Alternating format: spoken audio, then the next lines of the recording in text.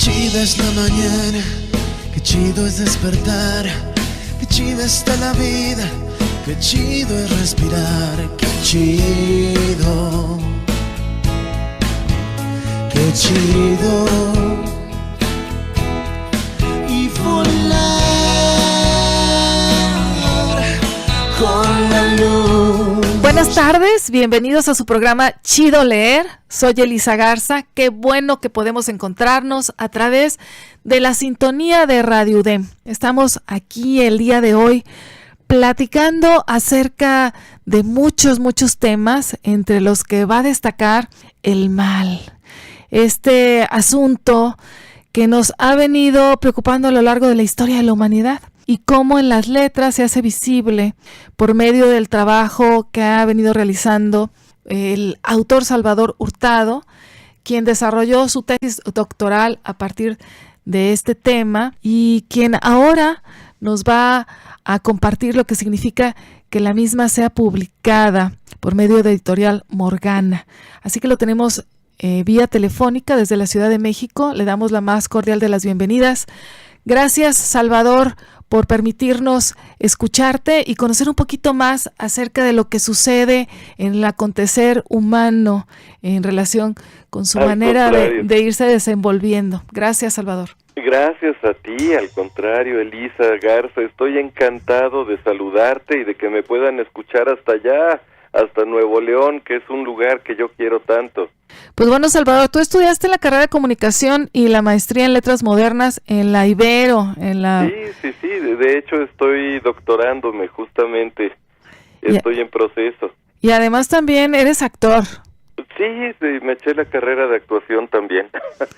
Porque bueno, tiene todo una coincidencia, las letras con la actuación, pues van de la mano, son lenguajes expresivos muy hermanados. Sí, finalmente pues el ser humano ha contado historias siempre van a contar sus historias. Cambia a veces un poco el medio, ¿no?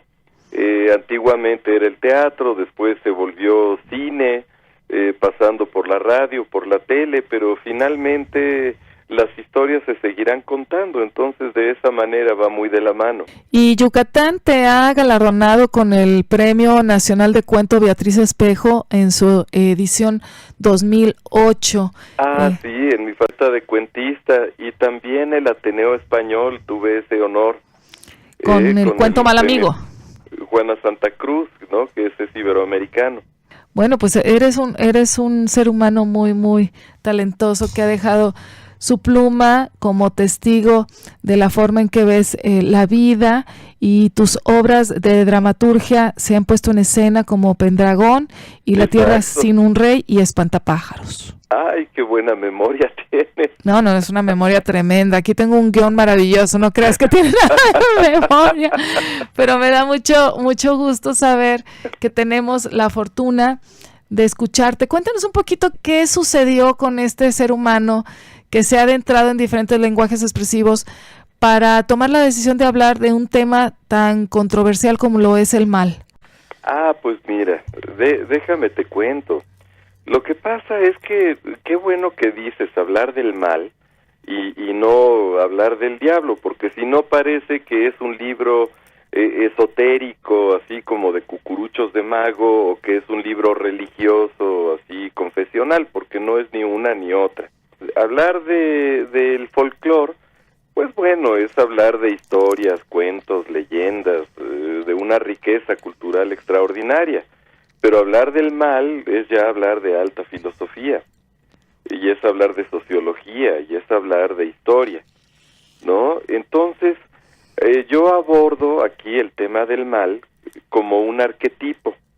Un arquetipo para la gente de la audiencia es como un símbolo que uno hace.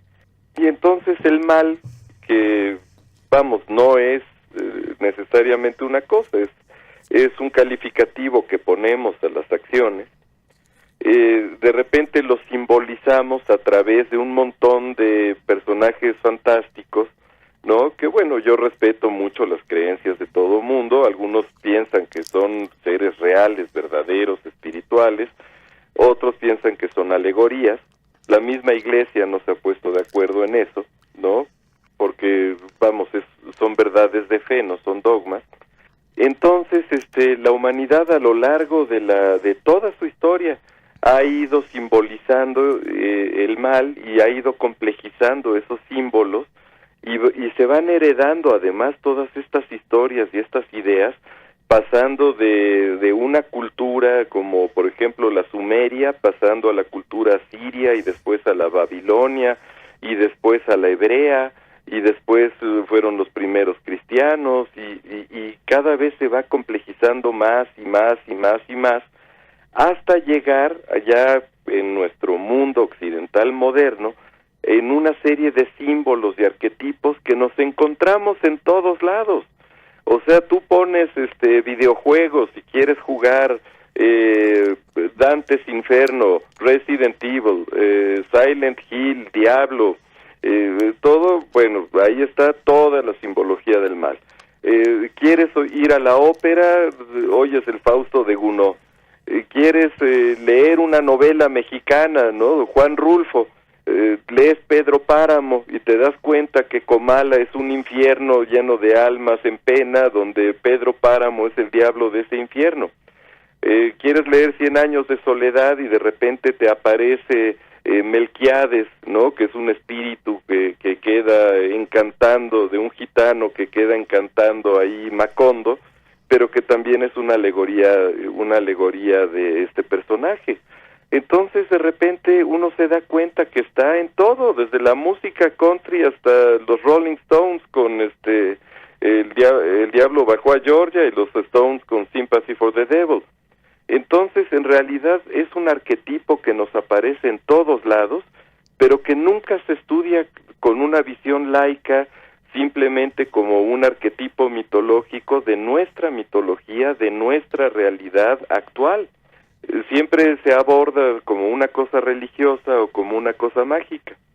Y tú le has dado un nombre a tu tesis doctoral con mucha fuerza. Ah, sí.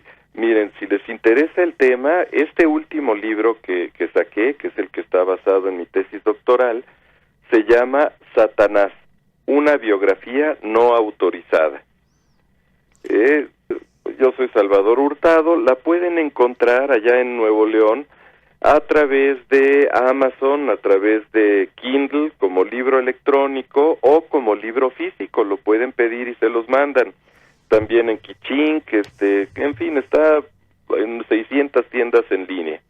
En este proceso de darle nombre a la obra que está apoyada por tu tesis doctoral, ¿qué tanto pensaste en la forma en que iba a ser leído el nombre? Porque, vaya, es un nombre que, aunque uno no quiera pensar de manera esotérica, pues y luego claro, con el colofón de una biografía no autorizada, pues parece que nos van a dar todo lo que nadie sabe y que todo mundo quiere saber, ¿no? Pues es que realmente es sorprendente lo poco que sabemos de este personaje. Mira, se llama biografía no autorizada, primero porque pues como yo no soy sacerdote y no estoy poniendo el punto de vista de la iglesia, pues vamos, no es autorizada por la iglesia. Pero también es un chiste porque donde se aparezca el biografiado para autorizármela, así es. Bueno, yo creo que dejo mi silueta así marcada en la pared, ¿no? De que salgo corriendo a través de ella. Pero, ya hablando más en serio, fíjate que en las escrituras sabemos muy poco acerca de este personaje. Con decirte una cosa, en el Antiguo Testamento hay una mención en el Génesis, pero que es de refilón, porque ni siquiera los analistas del texto bíblico están de acuerdo en que la serpiente del jardín del Edén sea Satanás. Y es que el texto solo dice, la serpiente que era el más astuto de los animales. Ya hasta más adelante, en el Apocalipsis, ya dicen la serpiente antigua que es el diablo y Satanás y demás, pero hay casi 2.500 o 3.000 años de diferencia entre los dos textos. Entonces, imagínate, nada más en el Viejo Testamento tenemos esa pequeña mención y luego aparece por primera vez ya con el nombre de Satanás en el libro de Job, pero que es un libro muy tardío, es ya prácticamente un texto protocristiano. Entonces prácticamente está ausente del Antiguo Testamento, aunque habla de un montón de demonios, ¿no? De Lilith y de Baal y de Astaroth y de todos los dioses que adoraban los pueblos, ¿no? De alrededor del pueblo de Israel, pues todos esos los ponen como demonios y hablan de sus nombres y demás. Y sin embargo, casi todas las menciones que hay en la Biblia están en el Nuevo Testamento.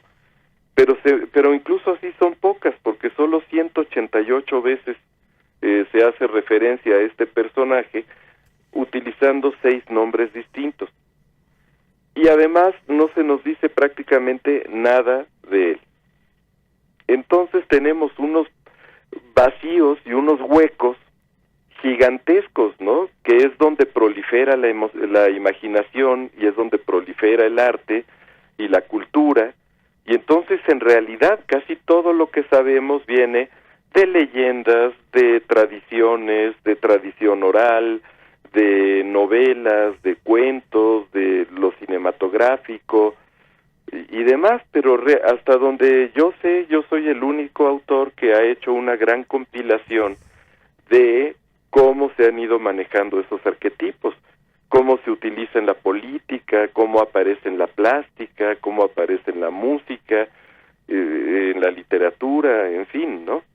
Salvador, cuando tú hablas del mal, no estamos determinando una calificación hacia un ser, sino hacia las acciones. Sin embargo, en este proceso de autoría que tú has llevado a cabo, ¿qué tanto consideras que esto pueda prevalecer? Es decir, que el ser humano esté desvinculado del calificativo y que solamente se le otorgue a la acción, de tal forma que los seres seamos pues tan variados como las circunstancias que nos rodean nos determinan para actuar o nosotros determinamos actuar en ellas.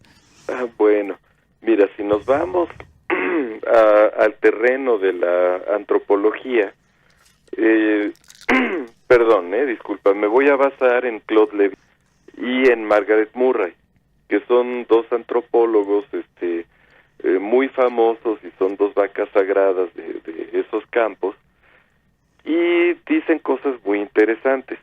Por ejemplo, dice Claude Lévi-Strauss, al ser humano no lo podemos concebir antes del lenguaje. Es decir, antes de que hubiera lenguaje, no podía haber pensamiento abstracto. Por lo tanto, no podía haber un concepto de bueno y malo, que es como lo más inmediato, es como el primer concepto abstracto que puede tener un primate en desarrollo, ¿no? O un animalito que vaya adquiriendo una conciencia superior. Hasta hoy, pues básicamente somos los seres humanos. Empieza por cosas muy básicas. Esta fruta es dulce, esta me hace daño, entonces esta es buena, esta es mala. Este animal me come, es malo, yo me como a este animal, es bueno. Entonces empieza con una cosa muy básica, muy inmediata. Pero fue ya el ser humano cuando da el salto, cuando de repente empieza a hablar ya de el mal o el bien como una cosa exterior a lo que tiene enfrente de sí mismo. Ahí es donde se separa del reino animal. Y ahí es donde podemos empezar a hablar de un ser humano moderno. Entonces, en ese sentido, pues todos los hombres que han existido, ya sean neandertales, homo ergasters, homo sapiens, en fin, absolutamente todos han tenido una aspiración al altruismo, pero una debilidad hacia el egoísmo, ¿no? Han tenido la opción de hacer acciones que favorecen la armonía de la comunidad, de la tribu, que favorecen la vida, que construyen, que crean, o todo lo contrario, ¿no? Acciones egoístas que pueden dañar a otros, aunque a mí me beneficien inmediatamente, pero que a la larga tiende a la destrucción de los tejidos sociales y a la destrucción de la riqueza y a la destrucción de la creación de otros o de otros directamente, en fin, ¿no? Entonces, en ese sentido, no podemos pensar en el ser humano sin una libertad para elegir hacer unas acciones que nosotros calificamos de buenas o malas. Claro, alguien que es propenso a hacer las acciones que vemos que son destructivas, pues desde luego decimos es una persona mala porque generalmente hace acciones malas o tiene un montón hace un montón de elecciones que a él podrán beneficiarle, pero que en realidad perjudican a toda una comunidad. O es una persona muy buena porque hace lo opuesto. ¿Me explico? Sí, por supuesto. Ahora, desde esta tribuna de observación que te ha permitido construir una narrativa propia acerca del mal con esta biografía autorizada, ¿qué opinión te merece el que el péndulo hacia el egoísmo se esté alejando tanto en algunos lugares muy particulares del mundo que se notan mucho? Si bien son los menos, son los que en ocasiones tienen más poder, quienes se alejan mucho del altruismo. ¿Qué opinión te merece esto? ¿Qué es lo que lo generará, de acuerdo a tu observación? Bueno, mira, te voy a, si me permites, extenderme un poquito en la respuesta, porque son preguntas muy complejas, muy interesantes las que estás haciendo. Me gustaría responder en 3 niveles diferentes. Muy bien. En primer lugar, me gustaría citar los psicólogos que estén escuchando tu programa, habrán estudiado a Lacan y recordarán que Lacan decía que un sistema se conoce en el síntoma. Es decir, cuando uno está en la Matrix, ni cuenta se da que está en la Matrix.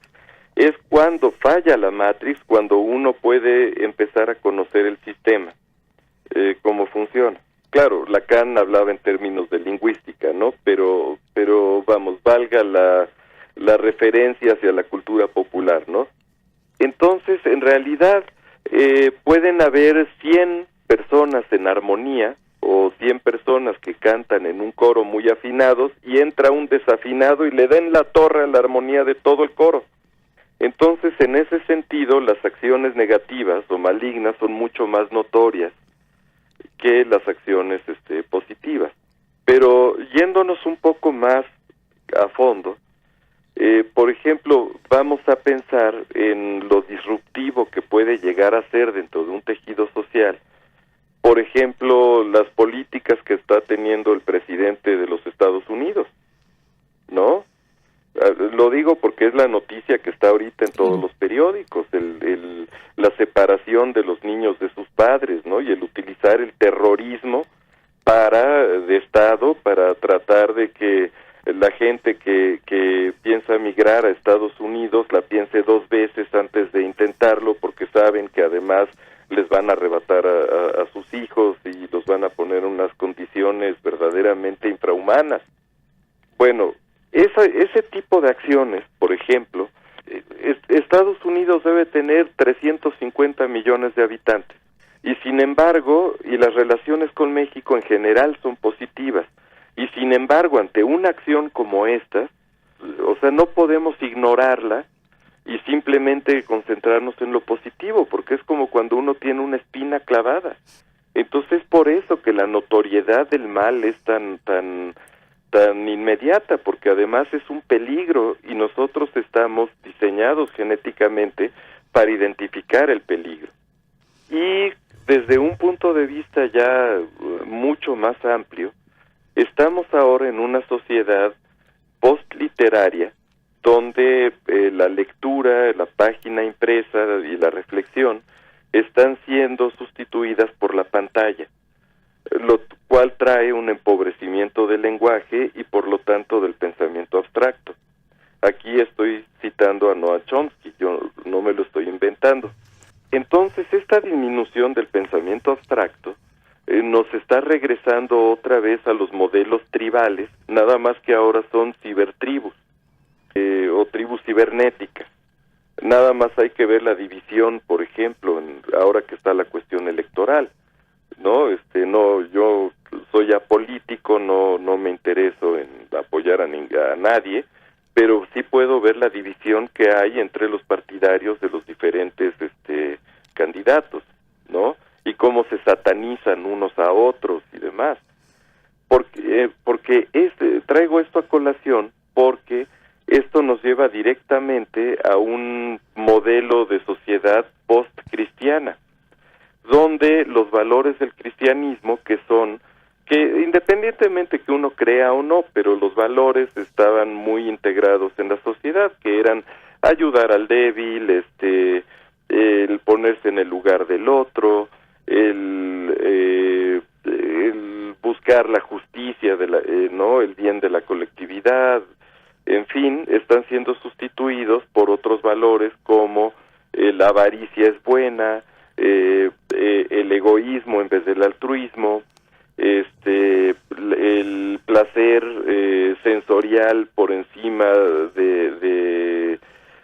del sacrificio por el otro, en fin, toda una serie de valores donde ya no estamos hablando de esta estructura moral cristiana que prevaleció durante 2000 años en Occidente. Y todo esto va de la mano, además. Y en texto, Salvador, ¿por qué consideras que es importante escribir? Bueno, yo creo que es escribir. Escribir es importante por tres cosas. La primera, porque deja asentado el pensamiento. Yo no sé la tecnología actual por cuánto tiempo se mantenga antes de volverse obsoleta, porque será sustituida por la nueva tecnología y la nueva, ¿no? En este sistema tan vertiginoso en el que vamos. Es decir, vamos a pensar en alguien que escribió en su gran obra en un programa de Write, ¿no? Que es un programa ya más que obsoleto de computadora. Pues hoy en día sería ilegible por todos los aparatos. O sea, tendríamos que recuperar de su computadora 286 aquel programita de Write para después hacer el transfer a los modernos Pages o los programas procesadores de texto de Windows o Word o en fin, ¿no? Entonces, si uno lo que se escribió en libros, en las páginas de los libros impresas, hay textos que tienen 5000 años de antigüedad, como el Gilgamesh, y que todavía ahí están y que quedaron marcados. Entonces creo que la importancia del texto impreso es la permanencia ante la vertiginosidad de la tecnología. Se está sustituyendo mucho más rápido de lo que podemos hacer la conversión de textos a los nuevos formatos. Esa es una. Segunda, porque el escribir implica el manejar el lenguaje. Y mientras más complejo es el lenguaje y es más preciso, uno puede pensar en cosas abstractas mucho mejor. Por abstracto me refiero a esto. Un chimpancé puede solucionar problemas muy complejos de cosas que tiene ante él. Es decir, puede armar incluso escaleras y utilizar herramientas y demás para conseguir el plátano que quiere. Pero si a ese chimpancé no le pones el plátano, o sea, no lo puede percibir a través de sus sentidos, para él no existe. Esto se ha visto en cantidad de experimentos que se han hecho con chimpancés, justamente. Es decir, no tienen esa capacidad de abstraer como para pensar en la idea plátano sin que haya la fruta enfrente de ellos, o que tengan el aroma, o que tengan la cuestión táctil enfrente. A eso me refiero por pensamiento abstracto. Cuando hablamos de cosas como el bien o el mal, son cosas a las que solo nos podemos referir a través de palabras. No, son cosas que existen, que son, pero que no necesariamente están aquí enfrente de nosotros. Entonces, al ir empobreciendo el lenguaje, porque por la velocidad que hay en la pantalla, el lenguaje tiene que ser cada vez más sucinto y más inmediato, vamos empobreciendo esta capacidad de pensamiento abstracto, y decía Noam Chomsky en su último artículo que estaba bajando el promedio de coeficiente intelectual tantos puntos, no doy una cifra porque no la recuerdo exactamente, pero que iba disminuyendo cada 15 años con las nuevas generaciones que se iban integrando, ¿no?, al mundo de las letras. Y eso era por el empobrecimiento del lenguaje que estaba sucediendo. Y la tercera forma de,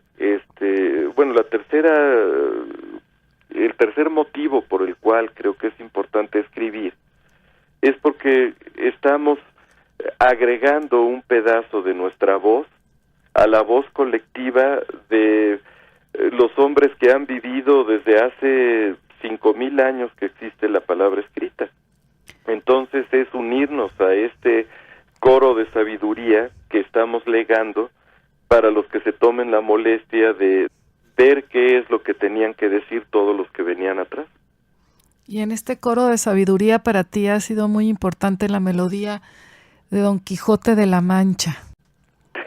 Perdón, no te escuché muy bien. En este coro de sabiduría para ti ha sido muy valiosa la melodía de Don Quijote de la Mancha. Ah, claro. Sí, bueno, pues es la novela que inaugura el idioma castellano, pero más allá de ser la primera novela moderna, o lo que nosotros entendemos por novela, tiene un montón de valores extraordinarios, que es el poder soñar, el saber que si uno enfrenta sus sueños contra la realidad, pues muchas veces va a ganar la realidad y vamos a acabar hechos pedazos. Pero sin embargo hay grandeza en esa incluso en la derrota, porque hay grandeza en el hecho de poder soñar. Y de la misma forma, El Soldadito de Plomo es uno de tus cuentos infantiles favoritos, porque habla sobre el amor incondicional, el valor, la esperanza, claro, y que no siempre hay finales felices. Claro, cuando tiran al soldadito de plomo a la alcantarilla, ¿no?, y unos niños lo pescan y lo ponen en un barco y lo echan al desagüe, bueno, él ya tiene toda la esperanza perdida, ¿no?, de volver a ver a su bailarina de la que estaba enamorado. Y sin embargo, él nunca pierde su valor, ni su ánimo, ni su fe para reunirse con ella. Pero además el final, ahora editaron el final porque todo tiene que ser final feliz. Entonces siempre llegan y se reúnen con su amado y le cambian los finales a todos los cuentos, ¿no? Entonces yo creo que eso es malo, porque los niños piensan creyendo que siempre todo al final va a ser final feliz, cuando la realidad nos muestra otra cosa. En este caso, el soldadito de plomo y su bailarina acaban en la chimenea, donde ella se quema y él se derrite. Pero incluso dentro de ese final triste, hay una gran belleza en el amor tan grande de estas dos figuras, y queda simbolizado en el corazón de plomo fundido, coronado por la lentejuela de la bailarina, que es lo único que queda en medio de las cenizas. Y el texto infantil tiene la particularidad de remitirnos a confrontarnos con la realidad, para que el niño pueda ir pues lidiando con una realidad que es adversa en muchas ocasiones y encontrando las estrategias. Mira, por ejemplo, ¿cómo confronta el niño la idea del papá que lo protege, lo cuida, ¿no?, lo arropa, o la mamá que lo cuida, lo arropa, lo protege, ¿no?, le da calor, pero también es la misma mamá que luego lo regaña y lo castiga y a veces hasta le grita, ¿no?, le pone un chanclazo cuando se porta mal? El niño no tiene todavía la sofisticación como para entender el bien y el mal así. Él solo sabe que mamá de repente es la enojada que regaña y de repente es la linda que adora. Esta dicotomía finalmente se puede ver en el desdoblamiento de los cuentos, en que tienes el hada protectora, que es mamá buena, y tienes a la bruja, que es mamá mala. Pero es una forma simbólica muy inmediata, donde el niño puede empezar a jugar con estos conceptos, hasta que desarrolla la madurez en donde dice, bueno, no, mamá es una persona y a veces se enoja y lo hace por mi bien. Pero ahí ya estamos hablando ya de un niño en un prepuberto, ¿no? Pero un niño más chiquito en realidad empieza a lidiar con su realidad y a traducirla en palabras, que es cuando uno la puede apalabrar y manejar a través de estas fantasías controladas, ¿no?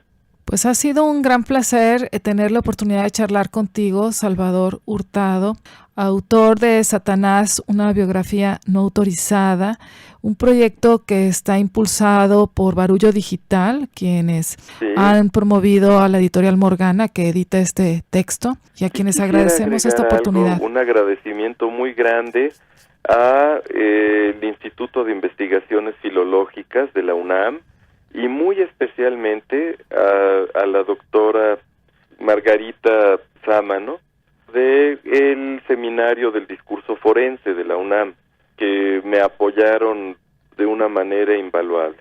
Pues enhorabuena, gracias por tu sapiencia, por compartirte. Tus palabras han sido muy valiosas porque tuvimos la oportunidad de entender cómo se va gestando una obra y cómo el acervo que un ser humano posee, cuando generosamente se comparten las letras, puede potenciar muchas posibilidades para otros. Gracias, Salvador. Y además tiene que ser divertido, nada más para poner un colofón. Un texto que te aburre, que no te interesa, es un texto que no está siendo eficaz. La literatura, antes que nada, tiene que ser sumamente placentera para el que la está leyendo. Ya sea que lea un ensayo, o lea un libro de autosuperación, o una novela, o un cuento. El placer de leer tiene que darse por el mismo hecho de leer.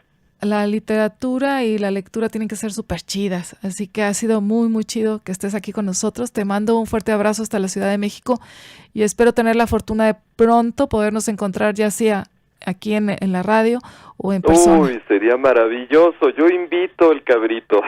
Ya quedaste. Siempre cuando no estoy en Nuevo León, sueño como no tienes una idea de ir a comerme un cabrito maravilloso con unas cervezas bien frías. Pues por acá te esperamos y muchas gracias por esta entrevista, Salvador. Ay, hasta el Cerro de la Silla. Un abrazo con todo cariño, Elisa. Muchas gracias y gracias a todos ustedes, estimados radioescuchas, especialmente también la colaboración para la producción y realización de este programa a Toño Guerrero Hilton y a Checo Becerra. Nos escuchamos aquí en Radio UDEM en la próxima emisión. Hasta pronto. Muchísimas gracias. Alguna huella en esta vida dejar. Qué chido es sentir, qué chido es respirar. Una canción, tener un buen libro, leer. Pintar, escribir, un buen amigo tener. Por ti, por mí, por todos los demás. Qué chido es compartir, qué chido es respirar. Subir, bajar, el alma desnudar. Volver a nacer, volverte a encontrar. Qué chido.